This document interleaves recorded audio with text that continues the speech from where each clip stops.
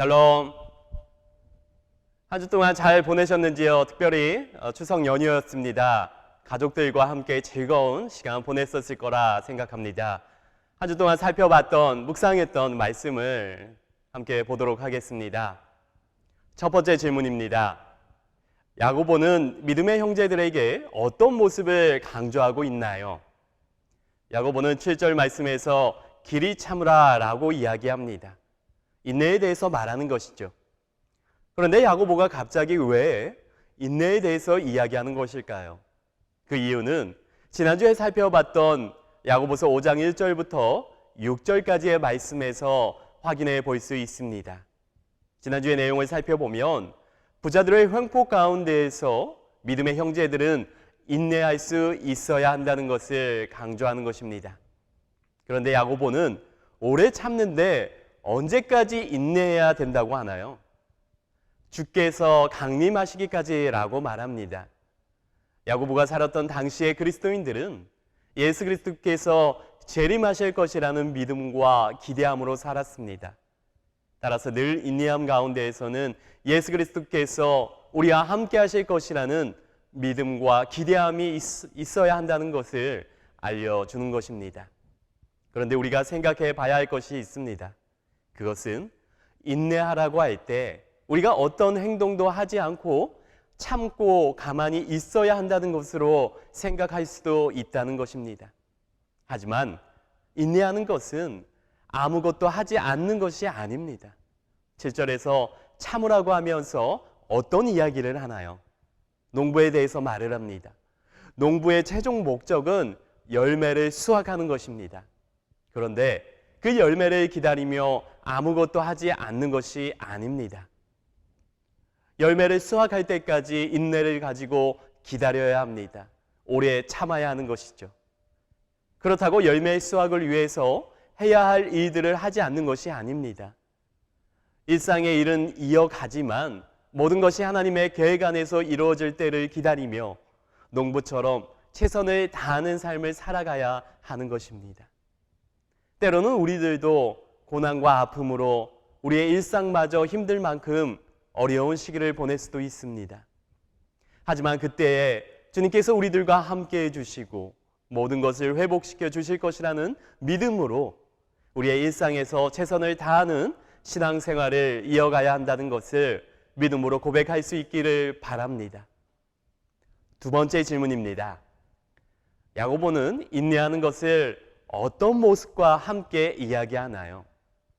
야고보는 인내하라는 말을 하면서 8절 말씀에서 마음을 굳건하게 하라라고 말합니다. 앞서 이야기했듯이 야고보가 하는 이야기는 고난과 어려움 가운데에서 마음을 굳게 하라는 말입니다. 이런 어려움과 고난이 있으면 마음을 강건케 하는 것이 쉽지 않습니다. 마음을 굳건하게 한다는 것은 우리의 마음을 주님께 고정시키는 것입니다. 우리는 어렵고 힘든 때일수록 다양한 생각과 복잡한 마음으로 더욱 혼란스러워합니다. 하지만 우리에게 희망이 있는 것은 주님께서 우리와 함께 해주신다는 약속입니다. 그렇기 때문에 우리의 미래는 단순히 하루하루를 의미 없이 살아가는 삶이 아니라 예수 그리스도께서 이 땅에 다시 오실 것을 기다리며 말씀을 따라 살아가는 것입니다. 따라서 우리의 마음을 주님께 고정시키고 오래 참고 인내하는 것입니다. 저는 마음을 굳게 한다는 것을 바닷가의 바위를 떠올리며 묵상해 보았습니다.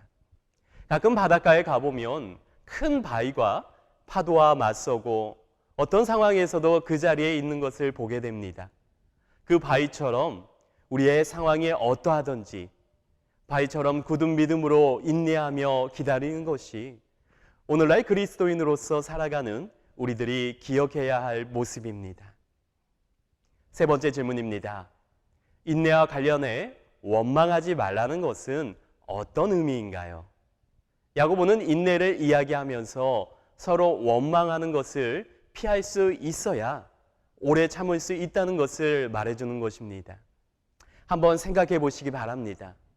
서로가 평안하고 기쁘고 감사한 일들이 있을 때는 보통 누군가를 원망하거나 지금의 상황에서 탄식하지 않습니다. 그러나 어렵고 힘든 상황에 놓이게 되면 우리들은 누군가를 원망하게 됩니다. 공동체의 경우라면 서로 원망하고 불신이 싹트고 그 상황에 대해서 탄식하게 되는 것이죠. 이 모습이 더욱 심해지면 분노가 생기고 결국에는 더 극단적인 상황으로까지 치닫게 되는 것입니다. 따라서 야고보는 인내하라는 것의 중요성에 대해서 이야기하면서 서로 원망하지 말라고 하는 것입니다. 오래 참는다는 것의 기준이 서로 다를 수는 있지만 인내하는 것이 길어지면 우리들은 불평하기 쉽습니다. 그 불평은 자신이 아니라 타인을 향한 불평이 되기도 합니다. 지금 우리는 코로나로 인해서 어려운 상황에서 서로가 인내하며 지내고 있습니다. 하나님이 뜻이 있다는 것을 믿고 하루 빨리 회복될 수 있기를 기다리고 있습니다.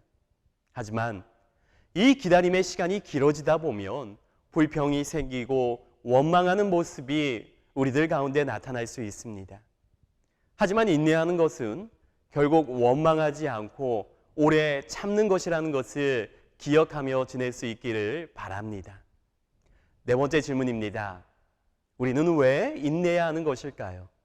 야고보의 이야기를 통해서 생각해 봅시다. 야고보는 11절 말씀에서 우리가 왜 인내하는 신앙의 삶을 살아가야 하는지 이야기해 주고 있습니다. 야고보는 이에 대해서 주는 가장 자비하시고 긍휼히 여기시는 분이기 때문이라고 합니다. 즉 주님께서 욥을 회복케 하는 은혜를 주셨던 것처럼 어려움과 고난 가운데 인내하는 우리를 긍휼히 여기실 것이기 때문입니다. 회복케 하실 것이기 때문에 낭망하고 좌절하는 것이 아니라 주의 오심을 기다리며 인내하라고 말하는 것이죠. 이미 하나님께서 선지자를 통해서 우리가 왜 인내해야 하는지 보여주었다고 합니다. 많은 선지자들이 하나님의 말씀을 전하다가 큰 고난과 핍박을 당했습니다. 하지만 하나님께서는 선지자들을 인내하게 하시고 하나님의 뜻을 이루셨습니다. 우리는 성경에 나타난 하나님의 역사가 바로 우리가 살아가는 신앙의 본이 된다는 것을 기억해야 합니다. 야고보가 1장 3절 말씀에서 인내를 온전히 이루라 이는 너희로 온전하고 구비하여 조금도 부족함이 없게 하려 함이라 라고 말했던 것을 기억하며 지금 우리가 겪는 이 어려움의 상황이 결국에는 하나님께서 우리를 인도하는 모습이라고 고백할 수 있기를 기도합니다. 마지막 질문입니다. 나는 어떤 모습으로 인내하는 삶을 살아갈 수 있을지 생각해보고 실천해 봅시다. 이번 주 말씀을 묵상할 때 우리가 한 가지 중요하게 기억해야 할 것이 있습니다. 그것은 인내한다는 것을 나의 의지로 완벽히 참고 기다려야 한다는 것으로 이해해서는 안 된다는 것입니다. 인내한다는 것은 하나님의 뜻 안에서 모든 것이 이루어진다는 믿음으로 주님께 소망을 두는 것입니다. 그런 믿음과 기대로 우리의 어려움과 고난을 두려워하지 않고 맞서는 것입니다. 그리고 그런 인내의 삶을 위해서 우리가 실천할 수 있는 것은 바로 기도하며 하나님을 찬양하는 것입니다. 13절 말씀에 너희 중에 고난당하는 자가 있느냐? 그는 기도할 것이요. 즐거워하는 자가 있느냐? 그는 찬송할지니라 라고 합니다. 우리는 기도의 자리로 나아가 하나님의 인도하심을 따라 인내하며 주의 길을 가겠다고 기도해야 합니다.